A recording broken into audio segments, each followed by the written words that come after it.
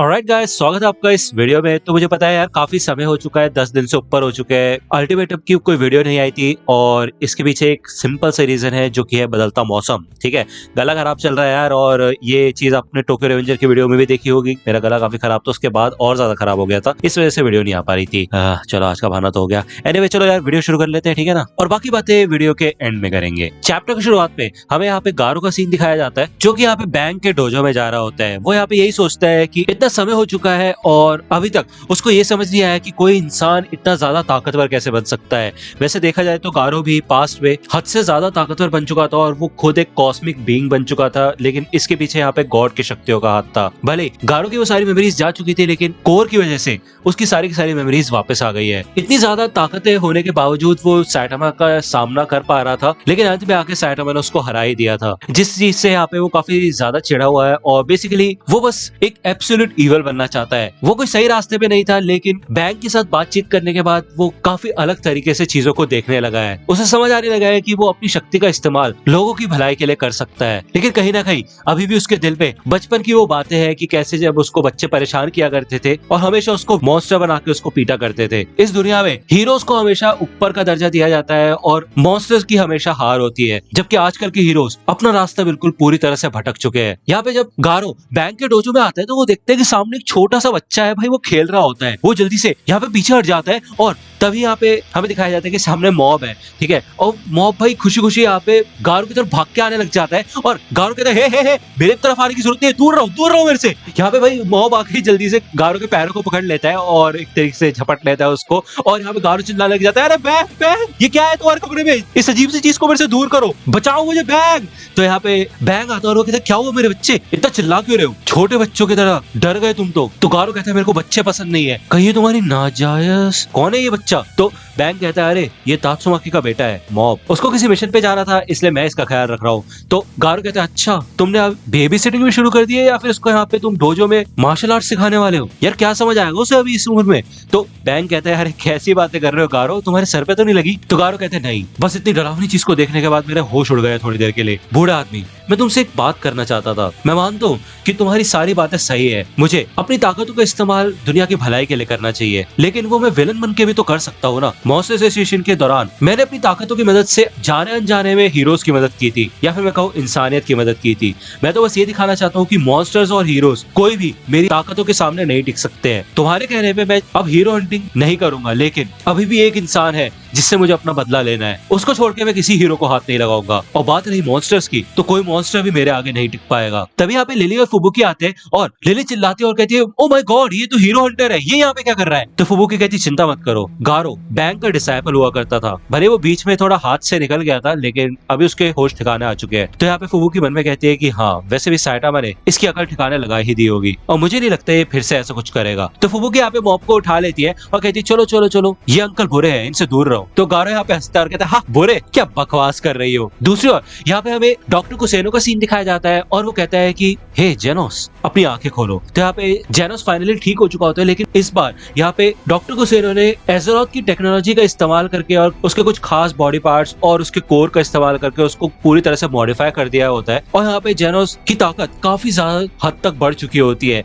भले वो दिखने में काफी नॉर्मल लग रहा होता है, लेकिन सारे राज उसके कोर में छुपे हुए हैं, ठीक है। उसके कोर में वो सारी शक्ति है और अब वो कई अलग अलग कॉम्बिनेशंस के साथ भी लड़ सकता है। साथ ही साथ वो स्पेस में भी ट्रैवल कर सकता है बिना किसी फ्रीजिंग के। यहाँ पे जेनोस डॉक्टर कुसेनो से कहता है कि शुक्रिया डॉक्टर कुसेनो, आपने कभी भी मुझसे उम्मीद नहीं छोड़ी। हमेशा आपको ऐसा लगा कि मैं आपके बेटे की तरह हूँ और आपने मुझे अपने बेटे की तरह ही पाला पोसा। आपने हमेशा मेरा ख्याल रखा है और मुझे आज तक आपसे कई चीजें सीखने को भी मिली है। इन सब का एहसान मैं जिंदगी भर नहीं भूलूंगा। तो डॉक्टर कुसेनो कहते हैं कि अरे जेनोस मेरे बच्चे, इतना भावुक होने की जरूरत नहीं है। ऐसा लगता है कि उस मॉन्स्टर की कोर की वजह से तुम्हारे अंदर कुछ इमोशंस भी देखने को मिल रहे हैं। अब देखो तुम्हारे गाल पे क्या है, इसे आंसू कहते हैं। तुम्हें रोने की जरूरत नहीं है जेनोस। मैंने इस पल का जिंदगी भर से इंतजार किया था। मैं कई समय से रिसर्च कर रहा था कि मैं किस तरह तुम्हें बिल्कुल पहले की तरह बना सकता हूँ, जिससे तुम चीजों को महसूस कर पाओ। लेकिन देखो आज किसी और ही दुनिया की मदद से तुम चीजें महसूस करने लगे हो, जो कि काफी कमाल की बात है जेनोस। यहाँ पे जेनोस डॉक्टर कुसेनो को बताता है कि कैसे ड्राइव नाइट ने उसको सारी की सारी इन्फॉर्मेशन दी है डॉक्टर बफॉय के बारे में। ड्राइव नाइट ने जेनोस को बताया था कि डॉक्टर बफॉय के पास एक बहुत बड़ी रोबोट की सेना है जो कि एआई पे चलती है। कई जगहों पे डॉक्टर बफॉय ने ऐसे ही कई रोबोट्स को छोड़ा था मॉन्स्टर्स के तौर पे और आगे चल के उनको खुद ही डीएक्टिवेट कर दिया था। डॉक्टर बफॉय ये देखना चाहता था कि ये रोबोट्स कितनी तबाही मचा सकते हैं, लेकिन एक बार एक रोबोट आउट ऑफ कंट्रोल हो गया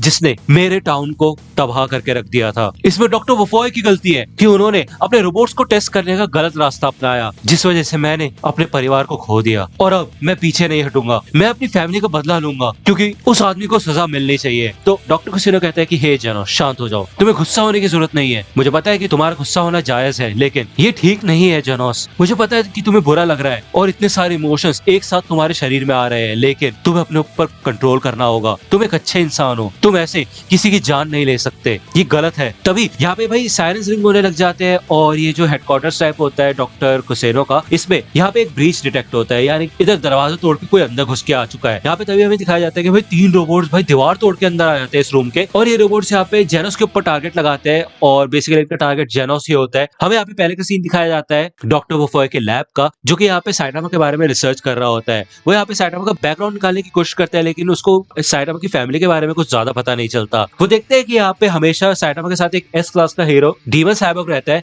और जब बफॉय ने इधर जेनोस की पूरी हिस्ट्री निकाली थी तो उसको एहसास हुआ था कि जब पहले उसने कुछ रोबोटिक एक्सपेरिमेंट्स किए थे तो उस दौरान यहाँ पे जेनोस की फैमिली पूरी तबाह हो चुकी थी। उसी होम टाउन से जेनोस बिलोंग करता है, लेकिन किसी तरह जेनोस बच गया था, जिसके बाद से यहाँ पे बफॉय ने जेनोस के ऊपर भी नजर रखना शुरू कर दिया था। और रिसेंट में जैसे उसको डिटेक्ट हुआ कि एज़ेरोथ की टेक्नोलॉजी को जेनोस की बॉडी के साथ अटैच कर दिया गया है, तभी यहाँ पे इमीडिएटली उसने 3 अपने सबसे एडवांस रोबोट्स को जेनोस को खत्म करने के लिए भेजा। तो यहाँ पे हमें फिर से अभी का सीन दिखाया जाता है। तभी इनमें से यहाँ पे एक रोबोट अटैक करता है और इधर काफी बड़ा एक्सप्लोजन होता है। यहाँ पे जेनोस डॉक्टर कुसेनो को बचा के साइड में ले आता है और वो पूछते हैं कि आप ठीक है डॉक्टर कुसेनो? तो डॉक्टर कुसेनो कहते हैं कि हाँ जेनोस मैं ठीक हूँ। यहाँ पे जेनोस कहते हैं तुम्हारी हिम्मत कैसे हुई अंदर आने की, कौन हो तुम लोग? तभी यहाँ पे इनमें से एक रोबोट भाई लेजर बीम अटैक करता है जेनोस के ऊपर, और जेनोस यहाँ पे अपने सामने कवच टाइप बना पाता है। भाई वो एक शील्ड टाइप बना लेता है लेजर बीम से बचने के लिए, और वो कहते हैं इंसिनरेट। यहाँ पे भाई कवच के अंदर से इधर एक तगड़ी लेजर बीम जारी होती है और जो कि उसके हाथ में से निकल रही होती है, जेनोस के हाथ में से, और भाई ये वाला रोबोट तो भाई बीच में से छन्नी हो जाता है और नीचे गिर जाता है। यहाँ पे 2 रोबोट्स और बचे होते हैं और इनमें से एक रोबोट भाई अपना इलेक्ट्रिक इंपल्स अटैक करता है, जिस वजह से यहाँ पे जेनोस की बॉडी में काफी तगड़े झटके लगते हैं। और तभी दूसरा रोबोट यहाँ पे आता है और एक बड़ा सा ग्रेनेड उधर फेंकता है। यहाँ पे काफी तगड़ा एक्सप्लोजन होता है और जेनोस किसी तरह उस एक्सप्लोजन से बच जाता है, उसको कुछ भी नहीं हुआ होता। लेकिन यहाँ पे डॉक्टर कुसेनो को काफी चोट लग चुकी होती है। इसे देख के यहाँ पे जेनोस एक ही बार में भाई इन दोनों रोबोट्स के पास जाता है और इन दोनों के सर को पकड़ के कहता है इंसिनरेट। यहाँ पे भाई वो अपने हाथों में इन दोनों रोबोट्स की खोपड़ियों की ऐसी तैसी करके रख देता है और वो जल्दी से भाग के इधर डॉक्टर कुसेनो के पास आता है। वो कहता है डॉक्टर कुसेनो क्या आप ठीक है? तो कुसेनो कहता है कि जेनोस बेटा तुम्हें मेरी बात का ध्यान रखना होगा, तुम्हें अपनी शक्ति का गलत इस्तेमाल नहीं करना है। मुझे पता है तुम गुस्सा हो उससे, तुम्हारा मन करेगा उससे बदला लेने का, लेकिन सही फैसला ही तुम्हें इंसान बनाएगा जेनोस, ये बात हमेशा याद रखना। यहाँ पे भाई डॉक्टर कुसेनो की डेथ हो जाती है और जेनोस इधर बहुत बुरी तरह से रोना शुरू कर देता है। दूसरी ओर यहाँ पे हमें साइटामा का सीन दिखाया जाता है। साइटामा इधर देखते हैं कि भाई दूर से कुछ तो आ रहा होता है और वो मैगरोथ से बोलते हैं मैगरोथ तुम्हारे पीछे भूत 10 भूत आ रहे हैं तुम्हारे पीछे। यहाँ पे मैगरोथ की फट जाती है और कहते हैं क्या, कहाँ है भूत, कहाँ है? वो यहाँ पे पीछे मुड़ के देखते हैं, यहाँ पे पीछे से भाई गॉड आ रहे होते हैं 10, और वो कहता है बेवकूफ आदमी वो गॉड है, इतना भी नहीं पता तुम्हें? अभी तो थोड़ी देर पहले बोला था गॉड्स को बुला रहा हूँ। तो साइटामा कहते हैं ओ तो ये मतलब था तुम्हारा क्या? मुझे लगा तुम भगवान को याद कर रहे हो यार, और इतना परेशानी क्यों ना यार? तो बोरस कहता है कि साइटामा ये काफी बुरा है, मैं मानता हूँ कि तुम काफी ज्यादा ताकतवर हो, लेकिन गॉड इस यूनिवर्स की काफी खतरनाक एंटिटीज में से एक है। तुम लगा लो ये मैगरोथ, कॉस्मिक किंग, इन गॉड्स के सामने कुछ भी नहीं है। यहाँ पे बोरस मन में कहता है कि मुझे अभी भी साइटामा की असली ताकत का एहसास नहीं है, मुझे नहीं पता है कि वो गॉड का सामना कर पाएगा या नहीं। वैसे देखा जाए तो पहले वन पंच मैन भी कई बार गॉड्स का सामना कर चुका है, तो इसमें कोई बड़ी बात नहीं है, लेकिन कभी वो जीता नहीं है। अब ये तो हमें आज ही देखने को पता चलेगा कि ये दूसरे यूनिवर्स का वन पंच मैन इन गॉड्स का सामना कर पाता है या नहीं। यहाँ पे बोरस साइटामा से कहता है कि हे साइटामा मैं तुम्हें एक बात बताऊं, इन गॉड्स की जो एक ताकत है वही इनकी कमजोरी भी है। तो साइटामा कहते हैं क्या मतलब ताकत भी है, कमजोरी भी है, कुछ लगा लिया क्या तुमने या फिर तुम्हारे सर पे चोट लग गई थी? तो बोरस कहता है कि नहीं, मैगरोथ इन सभी गॉड्स को कंट्रोल कर सकता है, इसी वजह से ये गॉड अपनी पूरी ताकत का इस्तेमाल नहीं कर पाते, जिस वजह से इन गॉड्स को हराना मुमकिन हो जाता है। एक गॉड अपनी पूरी ताकत पे काफी ज्यादा खतरनाक होता है और कई हद तक तबाही मचा सकता है, लेकिन मैगरोथ की वजह से इनकी ताकतें कम हो चुकी है, लेकिन फिर भी इनको कम मत समझना। तो साइटामा कहता है यार मुझे ये समझ नहीं आ रहा कि यहाँ पे मैं ये फाइटिंग कॉम्पिटिशन क्यों कर रहा हूँ, जबकि मेरे को घर जाके तात्सुमा की और मॉब के साथ टाइम स्पेंड करना चाहिए और फिर शाम को मेरे को सेल में भी तो जाना था। हे टकलू, तुम्हारी किस्मत अच्छी है कि अभी शाम होने में समय बचा है, वरना तुम्हारी ऐसी तैसी करके रख देता मैं। हे बोरोस, तुम मुझे यार घर छोड़ दो, मैं वो सेल का किसी भी तरह से मिक्स नहीं कर सकता। तो इविल साइटामा कहते क्या सेल? भाई मैगरोथ क्या चल रहा है ये? तो मैगरोथ कहते हैं इसने हल्के में ले रखा है यार हम सबको, गॉड्स अटैक करो इसके ऊपर। यहाँ पे भाई सारे के सारे गॉड्स जो साइटामा की तरफ आना शुरू हो जाते हैं और बोरोस कहते हैं ओ शिट साइटामा उधर देखो। यहाँ पे ये सारे के सारे भाई गॉड साइटामा के ऊपर पंचेस मारना शुरू कर देते हैं और भाई इस जमीन के अंदर इतने खतरनाक तरीके से छेद होने लग जाता है और बस साइटामा को मुक्के मार मार के प्लेनेट की कोर तक लेके चले जाते हैं। यहाँ पे साइटामा के सारे कपड़े जल चुके होते हैं और अभी भी उसको ये गॉड मुक्के मार रहे होते हैं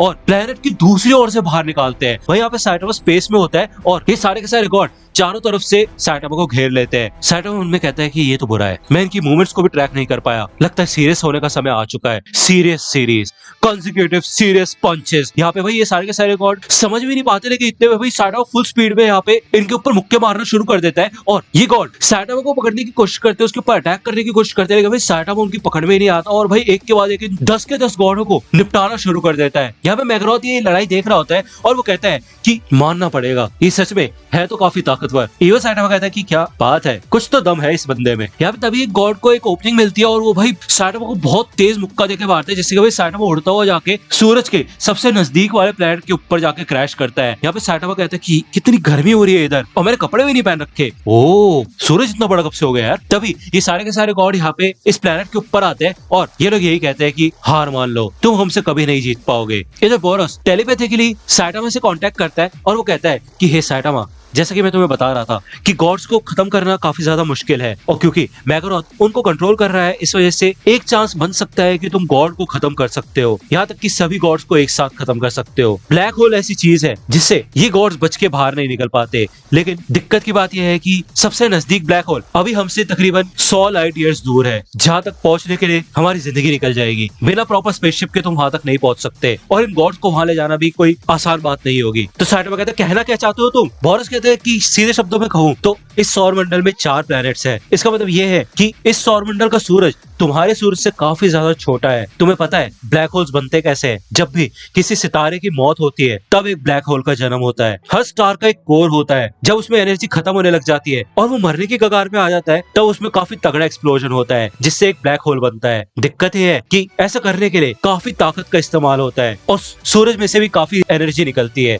तो साइटामा कहता है यार पकाना बंद करो, साफ सीधा बोलो। तो बोरोस कहते हैं कि उस सितारे को खत्म करने की कोशिश करो, वहां पे एक ब्लैक होल बन जाएगा और ये सारे के सारे गॉड उसमें खींचे चले जाएंगे। साइटामा कहते हैं ठीक है। फिर यहाँ पे ये सारे के सारे गॉड भाई साइटामा के ऊपर अटैक कर रहे होते हैं और इधर साइटामा भाई जमीन पे अपना हाथ गाड़ता है और कहता है serious series serious table flip. यहाँ पे भाई वो इस पूरे प्लेनेट की चिथड़े उड़ा देता है और ये सारे के सारे चिथड़े भाई गॉड्स के ऊपर जाके गिरने लग जाते हैं। यहाँ पे साइटामा बड़ी तगड़ी जंप लगाते हैं स्टार की तरफ और वो कहता है कि बस मैं जल भुन ना जाऊं। इधर वो फुल स्पीड में जा रहा होता है और जैसे जैसे वो स्टार के करीब जाने लग जाता है उसको काफी ज्यादा गर्मी लगने लग जाती है और वो कहता है कि क्या बात है, पुराने दिन याद आ गए, काफी समय बाद तकलीफ हो रही है लेकिन अच्छा भी महसूस हो रहा है। यहाँ पे धीरे धीरे करके उसको वो दर्द कम होने लग जाता है और उसको आदत पड़ने लग जाती है इस हीट की और वो और भी तेजी से यहाँ पे सूरज के कोर के पास जाने लग जाता है। ऑब्वियसली यहाँ पे सूरज की खुद की भी ग्रेविटेशनल फील्ड है जिस वजह से साइटामा और तेजी से उसकी तरफ बढ़ने लग जाता है और वो अपना पंच तैयार करता है और वो कहता है serious series serious star burst. यहाँ पे साइटामा सक्सेसफुली इस स्टार के कोर को फोड़ देता है और गॉड समझ जाते हैं कि यहाँ पे साइटामा क्या करना चाहता है और वो यहाँ पे दूर भागना शुरू कर देते हैं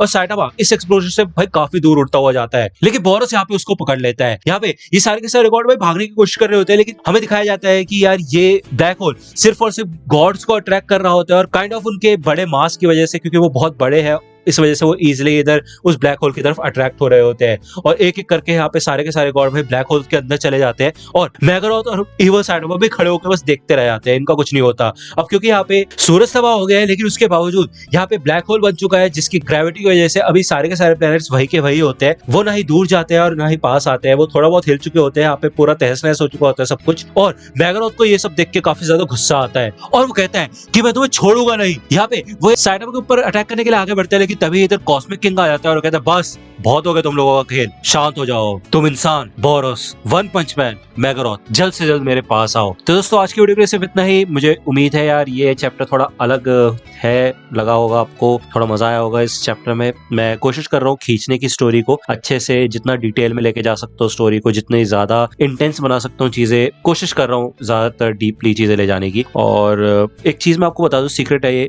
मैं बताना नहीं चाहता बट मैं बता देता हूँ, ये सीक्रेट कोई स्पॉइलर नहीं है, डोंट वरी। देखो यार, जब मैं वीडियो बनाने बैठता हूँ ना तब उसी टाइम मैं सोचता हूँ ये स्टोरी। ऐसा नहीं है कि मेरे को 10-15 दिन लग रहे हैं इस स्टोरी को सोचने के लिए, और उसी टाइम 1-2 घंटा, 2-3 घंटा, 4 घंटे बैठ के मैं स्टोरी बनाता हूँ। तो काइंड ऑफ मैं ये कहना चाहता हूँ कि 1-2 दिन के अंदर मैं वीडियोस ला सकता हूँ। जस्ट मैं चाहता हूँ कि मेरे को कोई फोर्स करे, एक एक्सटर्नल प्रेशर आए मेरे ऊपर, इसलिए मैं तुमसे ये चीज छुपाने रहा, मैं तुम्हें सामने डायरेक्ट बोल रहा हूँ। इसका मतलब ये नहीं कि मैं तुम्हारी कदर नहीं करता है, मैं सच में बहुत ज्यादा प्यार करता हूँ तुम लोगों से। मैं चाहता हूँ रोज कंटेंट बनाना, मैं खुद चाहता हूँ यार रोज वीडियोस बनाना, लेकिन काइंड ऑफ जस्ट चीजें ऐसी चल रही थी। बट मैं कोशिश करूंगा यार जल्दी जल्दी वीडियोस लाने की। मेरे को पता है मैं हर वीडियो में यही बोलता हूँ, और ये सीक्रेट मैंने तुम्हें इसलिए बताया जिससे कि तुम थोड़ा फोर्स कर सको मेरे को। कर सकते हो फोर्स है, कमेंट्स कर सकते हो, इंस्टाग्राम पे मैसेज कर सकते हो, जो करना है कर सकते हो यार। अगर सच में वीडियो का वेट करते हो, पसंद आ रही वीडियो, तो फोर्स कर सकते हो। मैं अपनी तरफ से भी कोशिश करूंगा, बस मैं जिंदगी भर फोर्स करने के लिए नहीं कह रहा तुम लोगों को यार, मतलब ऐसा कभी मैंने बोला नहीं होगा, बट जस्ट थोड़ा अभी के लिए तुम कर सकते हो अगर चाहो तो। जहां तक बात है इंस्टाग्राम की, तो लिंक आपको डिस्क्रिप्शन में मिल जाएगी, वहां पे मैं अपडेट्स दे देता हूँ वीडियो के। इसका भी अपडेट गया होगा वहां पे इंस्टाग्राम पे, अगर आपने चेकआउट किया होगा तो। साथ ही साथ कम्युनिटी टैब भी आप चेकआउट कर सकते हो अपडेट्स के लिए कि वीडियोस कौन सी आएंगी, फलाना ठिकाना। ठीक है, मिलता हूं आपसे अगली वीडियो में, तब तक के लिए गुड बाय। तो दोस्तों आज की वीडियो के लिए सिर्फ इतना ही। आई होप कि आपको ये वीडियो पसंद आई होगी। अगर आपको ये वीडियो पसंद आई हो तो प्लीज लाइक कीजिए, अपने दोस्तों के साथ शेयर कीजिए और मेरे चैनल को सब्सक्राइब करना मत भूलेगा। और अगर आप मुझे कांटेक्ट करना चाहते हैं तो आप मुझे इंस्टाग्राम पे कांटेक्ट कर सकते हैं, मेरे पेज की लिंक आपको डिस्क्रिप्शन में मिल जाएगी। मिलता हूं आपसे अगले वीडियो में, तब तक के लिए गुड बाय।